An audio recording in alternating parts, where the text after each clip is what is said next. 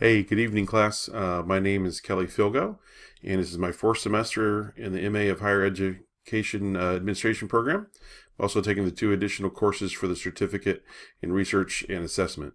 My career goal is to move from my current position as a lead instructor, which most schools call a department chair, of aviation maintenance programs at Texas State Technical College in Waco, into positions of broader influence and authority within the college. I'd like to go over to the dark side of full-time administration. I think I could help, and I'd really like to do that because I don't totally love the mission of what TSTC does. I want to have a bigger role in that success. We've got 10 campuses around Texas. We serve about 10,000 students at any one time, sometimes a little more, sometimes a little less. In the 50 years we've been around, we've graduated over 100,000 students into good jobs and good careers. Technical education, it's one of those key pieces to better opportunities for a huge portion of our population. And it's not just the kids who can't cut it in a four-year school. I've had students in my program with engineering degrees from top-tier research schools. I had a completed master's degree in aerospace engineering. Felt he couldn't or didn't receive the tools he needed to be successful. So they came to our technical college to learn how to actually put their hands on stuff and make it work.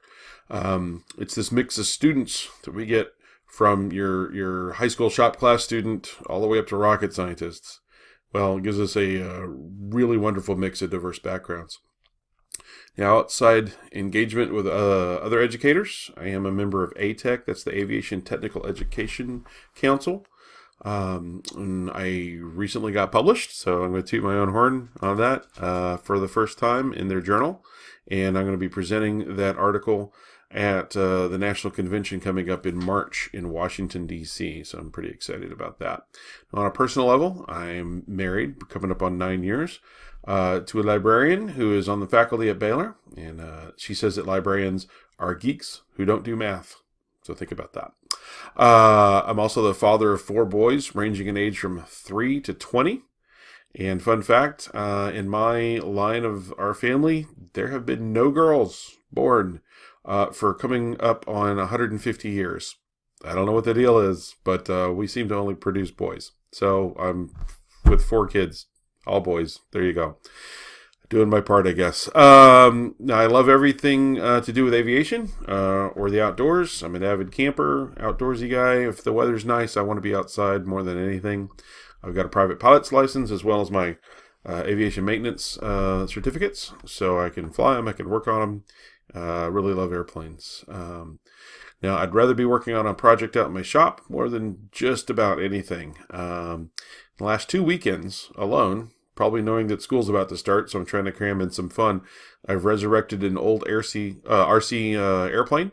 I've helped my 6-year-old build his Cub Scout Pinewood Derby car and built a compressed air bolt launcher that can shoot an aluminum spike halfway across my backyard and stick it into a cardboard box. Don't worry, cardboard is the only target for that device. I was just wanting to see if I could engineer that and make it work, and I did. It was pretty fun. Now, a perfect day is getting to sleep until the late hour of 7 a.m. That'd be awesome. Doesn't happen very often. I wake up by doing a couple of Sudoku puzzles in bed, and then get up and make a huge scratch breakfast for my family. My wife says I have the spiritual gift of making breakfast. And I like to do a little reading for fun, take the boys out for a hike or to go fly some airplanes or some model rockets, maybe fix something around the house, do a little puttering in the shop, get a nap, make some dinner with my wife, and then send the kids to grandma's for a sleepover. That would be great. All right, so apart from the sleepover part, which doesn't happen often, but it does happen, that actually describes just about any random Saturday at our house. So I'm actually a pretty blessed guy. Pretty happy about that. I'm pretty lucky. So let's talk about the reading this week.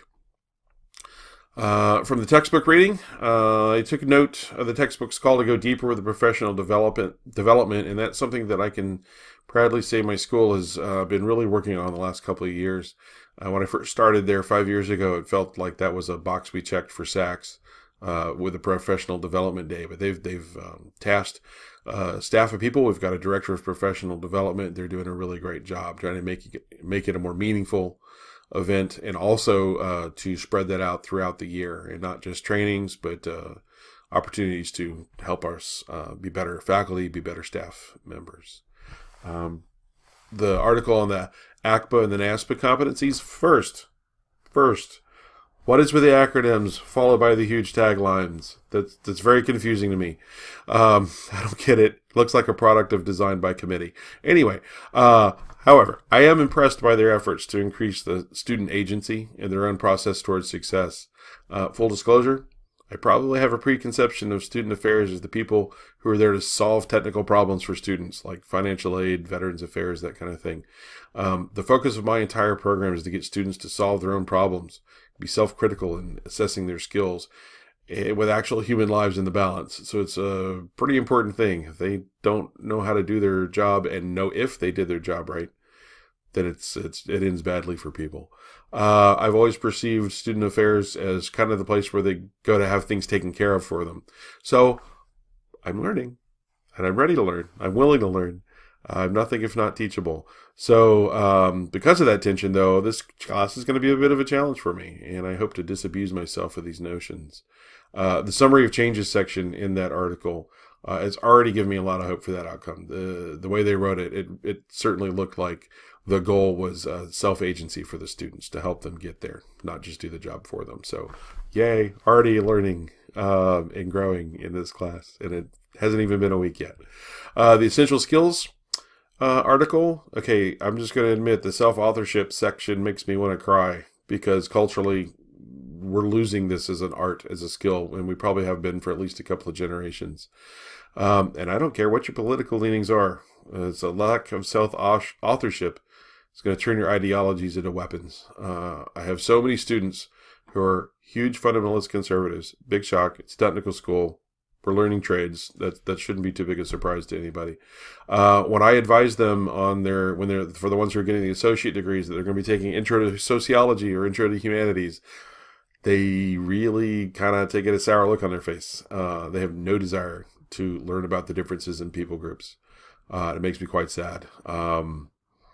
So I guess putting all that in context, my goal for the class, especially based on this week's readings, and the readings were very encouraging for me, it's to gain a greater appreciation for the work that student affairs professionals do. Now, I've always had respect for what they do.